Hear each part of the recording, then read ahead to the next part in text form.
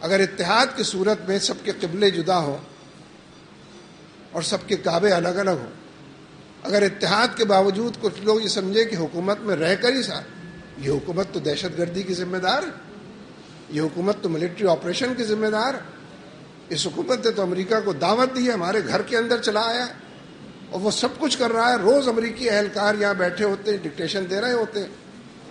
اگر کسی کا یہ خیال ہے کہ نہیں اسی حکومت میں رہتے ہوئے ہم کوئی خیر کا کام کر سکیں گے، تو یہ بات سمجھانی جتنی مشکل ہے، ممکن ہے میرے لیے مشکل ہو، جس کے لیے آسان ہے اسے چاہیے کہ لوگوں کو سمجھائے یہ بات۔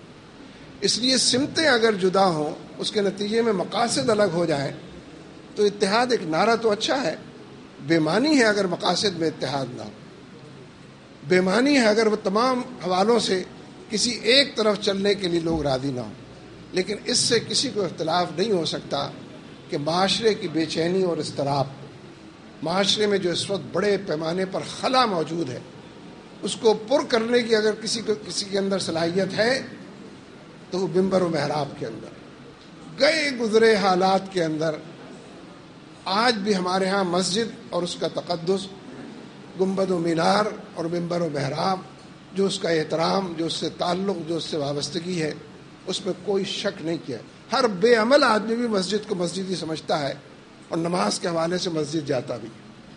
لہذا یہ عجیب بات ہے کہ ہمارے ہاتھ میں عصائے موسیٰ موجود ہے اور ہم سب الگ الگ بھی اور مل جل کر بھی رسیوں اور لاٹھیوں کو سانپ سمجھ کر اس سے ڈر رہے ہیں۔ کیفیت تو یہی ہے، لیکن عصائے موسیٰ پر اختلاف پیدا ہوتا ہے کہ اس کو کیسے استعمال کیا جائے۔ تو میں حقیقت یہ ہے کہ آپ کے جذبات کی بھی قدر کرتا ہوں، آپ نے تو دو اور دو چار کی طرح بات کی ہے، لہذا فہم سے بالا کوئی بات نہیں ہے۔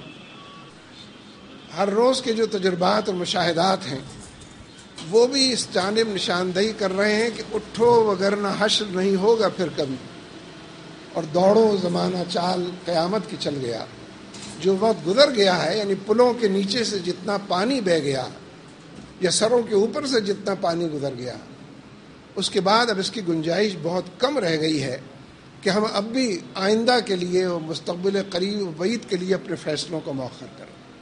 لیکن فیصلے جس انشراح صدر کے ساتھ ہونے چاہیے، اس میں ناگزیر ہے کہ جو پلیٹ فارم بنے، وجود میں آئے، اس کا رخ اور سمت بھی ایک ہو اور مقاصد کے لیے اس کی جد و جہد کا دائرہ بھی ہے۔ اگر یہ الگ الگ ہوں گی چیزیں تو ہمارا زیادہ مذاق پڑے گا اور عوام ہمارے گرد جمع ہونے کے بجائے تالیاں بجا کر، سیٹیاں بجا کر ہم سے جدا ہو جائیں گے۔ اور اگر ہمیں اس وقت سمجھ میں نہ آئے کہ ہمارے ساتھ کیا ہو رہا ہے، تو اچھا ہے کہ پہلے سے اس بات رابطے الحمدللہ سب لوگوں کے سب لوگوں سے ہر سطح پر ہیں۔ یہاں ایک بات ہمارے بزرگ نے فرمائی تھی کہ مسئلہ نیچے لوگوں کا نہیں ہے، مسئلہ اوپر والے لوگوں کا۔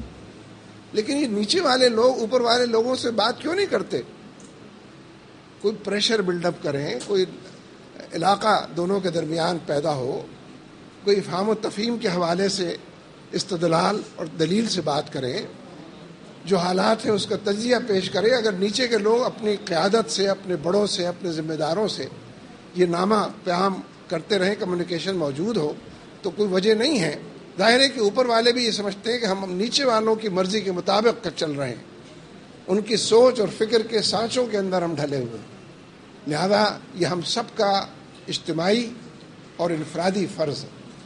اور واقعی مجھے اس بات سے اتفاق ہے، کہنا نہیں چاہیے اس بات کو، کہ وقت گزرنے کے ساتھ پیروں تلے زمین نکل رہی ہے اور وقت کم رہ گیا ہے کہ اس زمین پر قابو پایا جا سکے اور قدموں کو آگے بڑھایا جا سکے۔ واقعات اور حالات میں وہ سب چیزیں موجود ہیں جن کا ذکر آپ سب حضرات نے کیا ہے، لیکن میں اسی ایک نقطے پر دوبارہ بات کر کے اپنی بات کو ختم کرنا چاہتا ہوں کہ مجموعی حالات میں پوری امت کے اندر ایک بیداری کی لہر ہے، منزل کی طرف چلنے کی ایک تڑپ بھی ہے، کسک بھی ہے، اور اس کے لیے قربانی اور اثار کا جذبہ بھی۔ اس کی قدر کی جانی چاہیے۔ کچھ ہمارا بھی حصہ ہوگا اس میں، اہل علم کا، علماء کرام کا، دینی جماعتوں کا، لیکن اصلاً تو دشمن نے ہی لوگوں کے دلوں میں اس تڑپ کو بیدار کر دیا ہے کہ دشمن کے خلاف اٹھنا چاہیے۔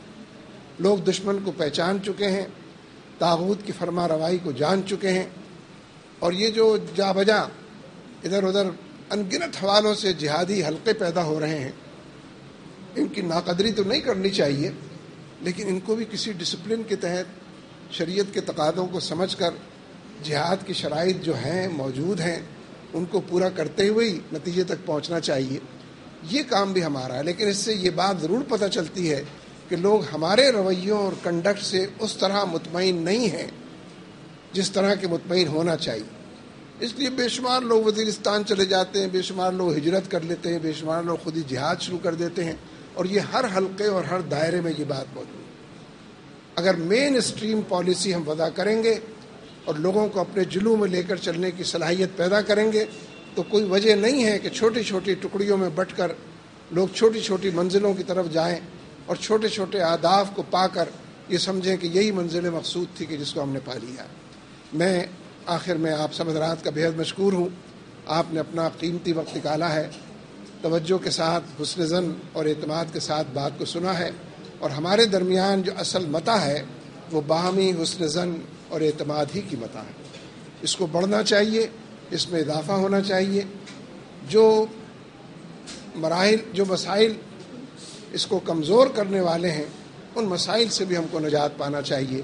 اللہ تبارک و تعالی ہمارا حامی و ناصر ہو. اقول قولی ھذا استغفر اللہ لی ولکم ولسائر المؤمنین وآخر دعوانا ان الحمد للہ.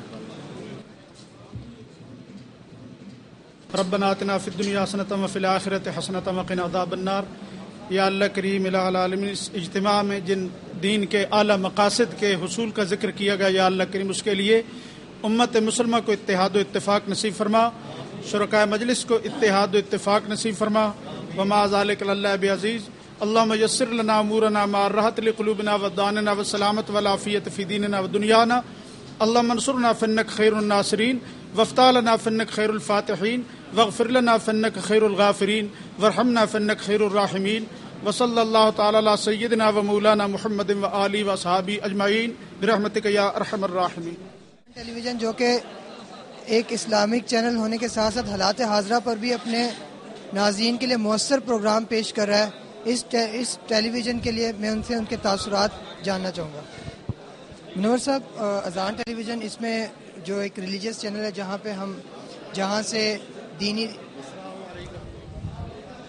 جہاں سے دینی پروگرام کے ساتھ ساتھ اسلامی تعلیمات پر مبنی، سیرت پر مبنی اور اسلامک ہسٹری پر مبنی پروگرام پیش کیے جاتے ہیں، وہیں اذان ٹیلی ویژن حالات حاضرہ پر بھی اپنے ناظرین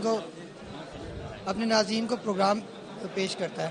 تو ہمارے اس نئے ٹیلی ویژن کے بارے میں آپ کا اظہار رائے میں جاننا چاہوں گا. بسم اللہ الرحمن الرحیم. دیکھیے، میڈیا مؤثر ترین ذریعہ ہے ذہنوں کو تبدیل کرنے کا اور عمل کی دنیا میں انقلاب لانے کا. یہ ویسے بھی اس وقت ڈس انفارمیشن کی دنیا بنی ہوئی ہے، نیگیٹو پروپیگنڈے کی دنیا بنی ہوئی ہے، جھوٹ پر مبنی معاشرے اس کے نتیجے میں قائم ہو رہے ہیں، اور جو اچھی قدریں تھیں، بھلائی کی قدریں تھیں، انسانیت کی خدمت کرنے والی قدریں